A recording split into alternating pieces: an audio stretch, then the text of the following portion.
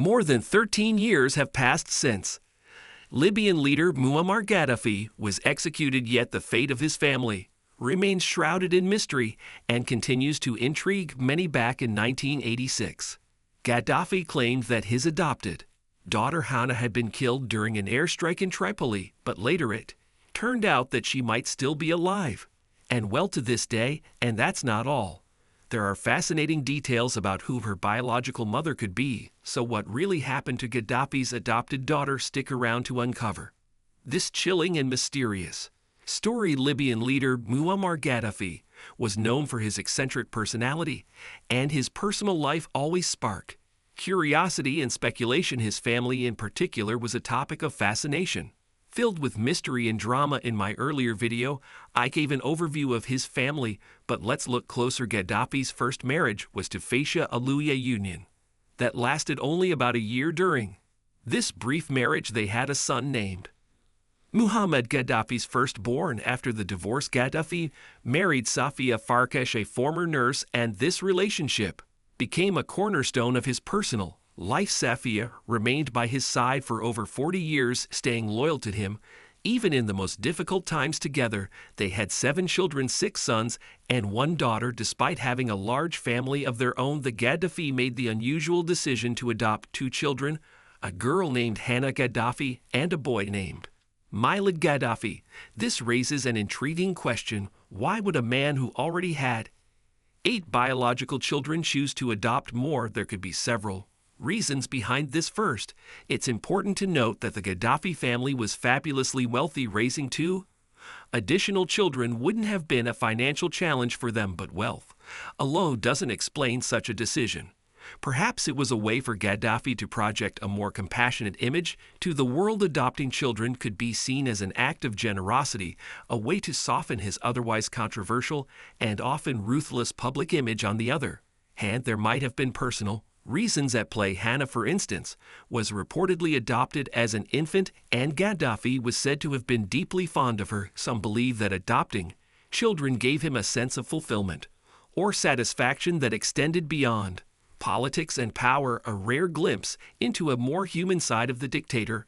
It's also worth considering that adoption might have allowed Gaddafi to reinforce loyalty and gratitude within his household. Mid, for example, was rumored to be the son of a close associate or ally. By adopting him, Gaddafi might have secured deeper bonds of loyalty, ensuring that Mad would grow up indebted to the family. Muammar Gaddafi's family was always surrounded by secrecy, and one of the most puzzling figures in this web of intrigue was his adopted daughter Hana. Interestingly, Gaddafi never publicly acknowledged Hana's existence until a tragic and politically charged event brought her into the spotlight in 1986 during a series of airstrikes on Libya ordered by U.S. President Ronald Reagan. Gaddafi shocked the world by claiming that his 4-year-old daughter had been killed in the attack. He announced this devastating loss to the international community, presenting it as evidence of Western aggression against innocent civilians. To emphasize his grief and outrage, Gaddafi even showed the body of a young girl to an American journalist, claiming she was Hana. He went so far as to build a shrine in her memory within his heavily fortified compound in Tripoli. This shrine became a symbolic reminder of his alleged personal loss and a testament to what he portrayed as the cruelty of the West. But this revelation raised more questions than it answered before the bombing.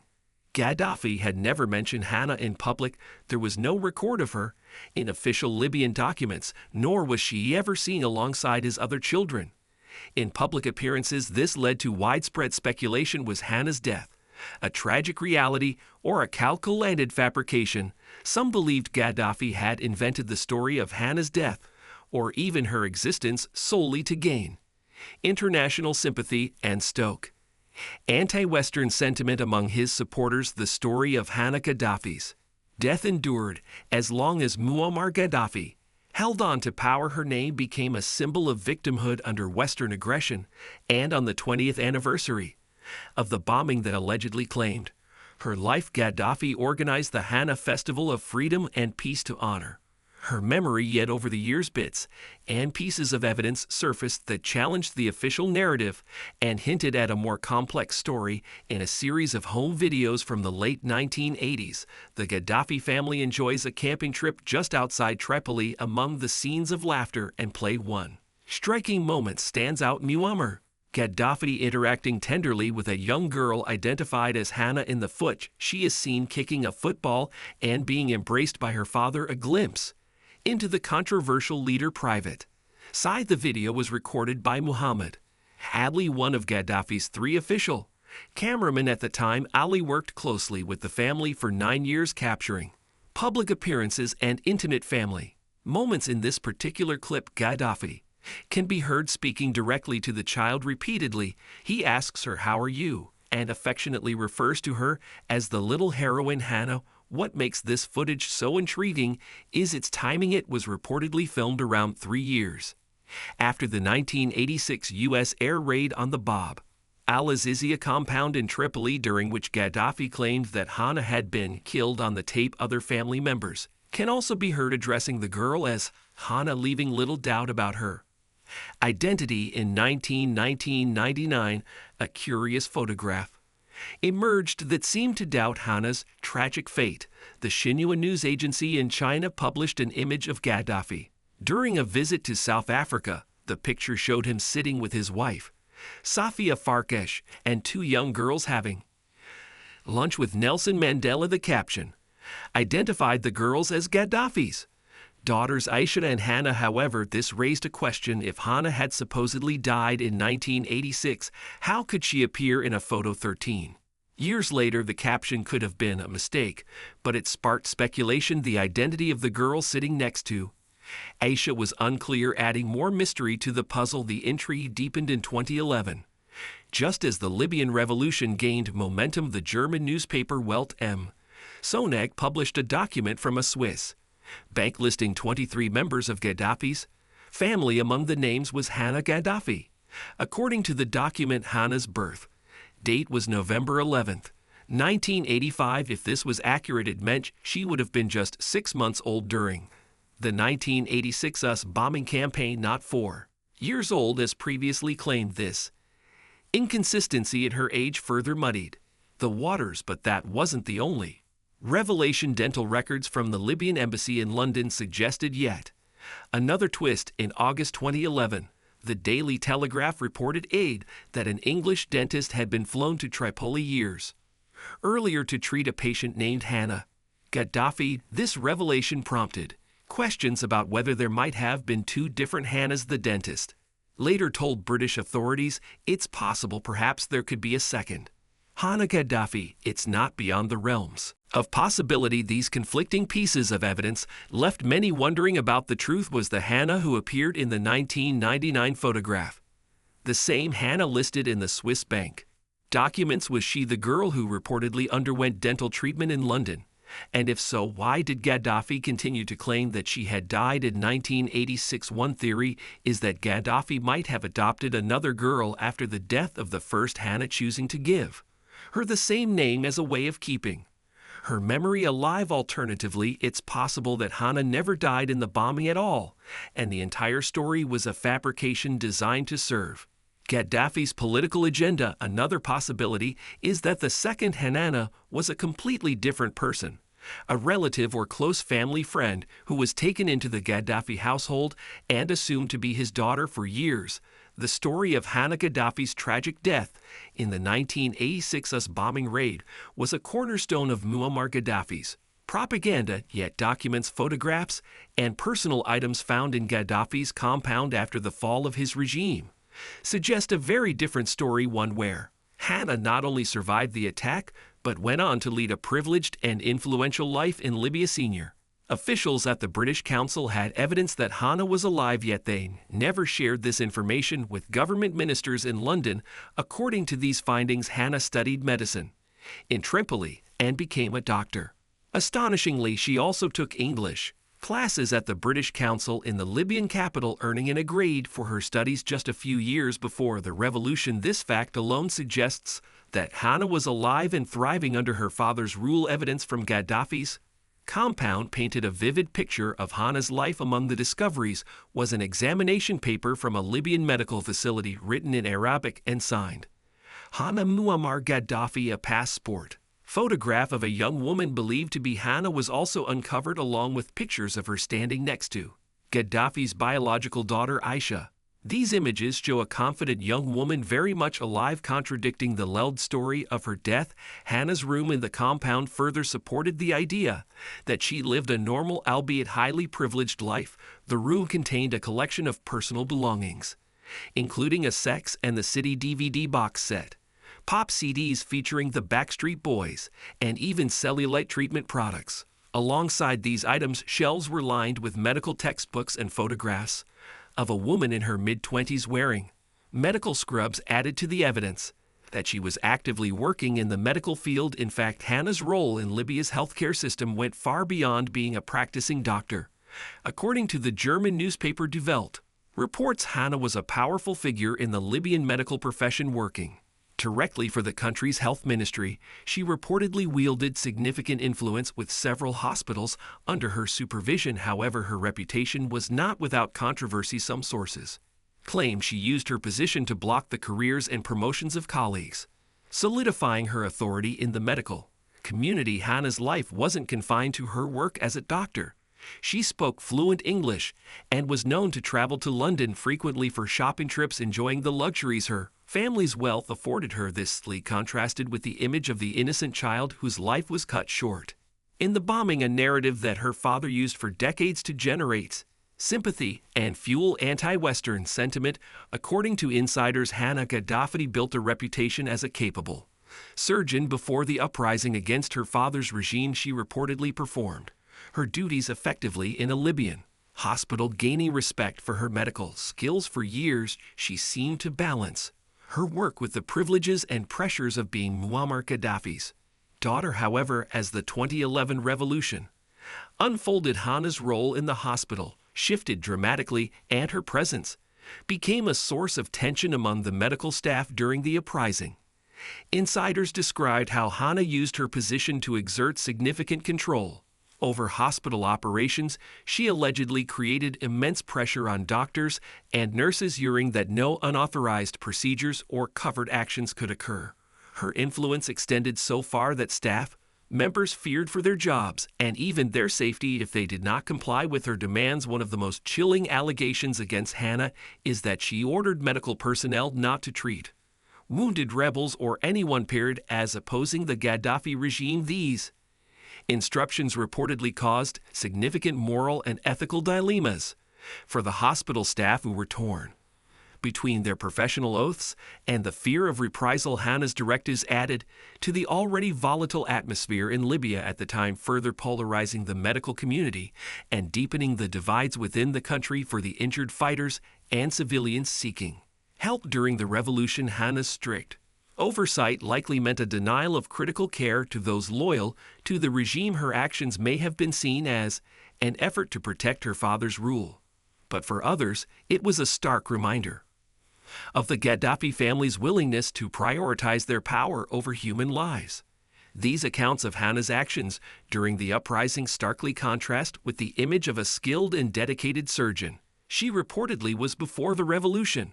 Her involvement in the regime's suppression of dissent further complicates her already enigmatic story, highlighting how deeply intertwined her personal and professional lives were with the political machinations of her father's rule. Why did Gaddafi adopt Hana, and why was she so important in his life, and how did she even come to be part of the family? We may never know the full truth.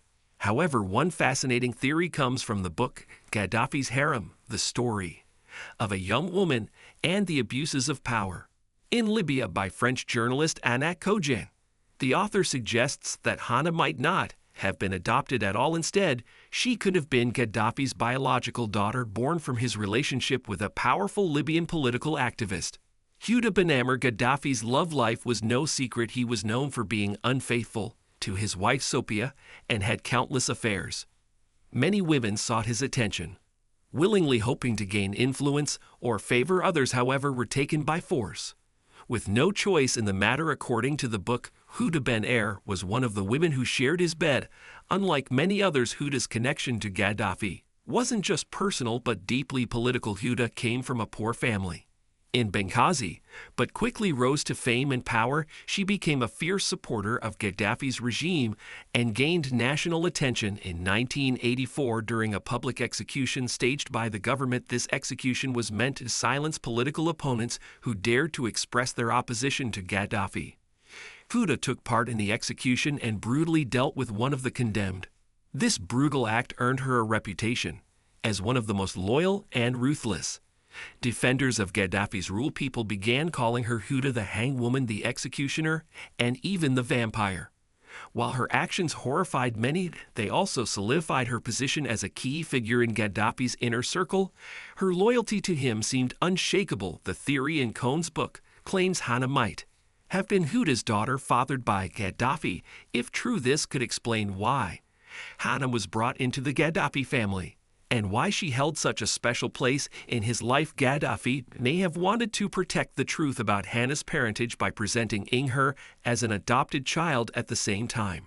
Recognizing her as part of his family could have been a way to honor his connection to Huda, a woman whose loyalty to him was undeniable. In 1984, Muammar Gaddafi watched the public execution in Benghazi unfold on live television. Among the crowd, a young woman caught his attention. Huda Ben Er, her ruthless act captivated Gaddafi. He saw in her not just loyalty, but a level of fanaticism that mirrored his own ambitions. Intrigued and impressed, Gaddafi ordered Huda to be brought to him. This moment marked the beginning of Huda's rise to power. Gaddafi quickly elevated her to high-ranking government positions. She became mayor of Benghazi, twice one of Libya's most significant cities, and a leading member of the Legion Thoria, Gaddafi's organization of revolutionary committees.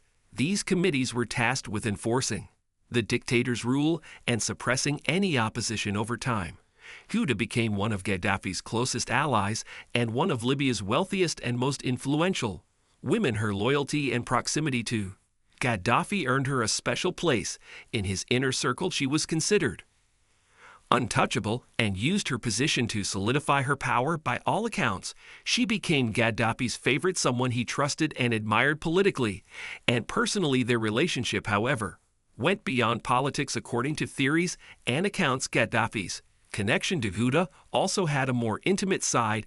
Huda reportedly lived with Gaddafi for a time, serving as a trusted confidant and as part of his elite personal guard, a group of fiercely loyal women sworn to protect him. This close relationship granted her extraordinary privileges, transforming her into one of Libya's richest and most influential women. However, this privilege came with sacrifices. According to reports, Gaddafi convinced Huda to give up her daughter Hana, allowing him to bring the child into his own family. What happened to Huda Ben Er and Hana Gaddafi after Muammar Gaddafi's regime was overthrown and he was killed in 2011, the answer remains shrouded in mystery, with conflicting reports and unanswered questions.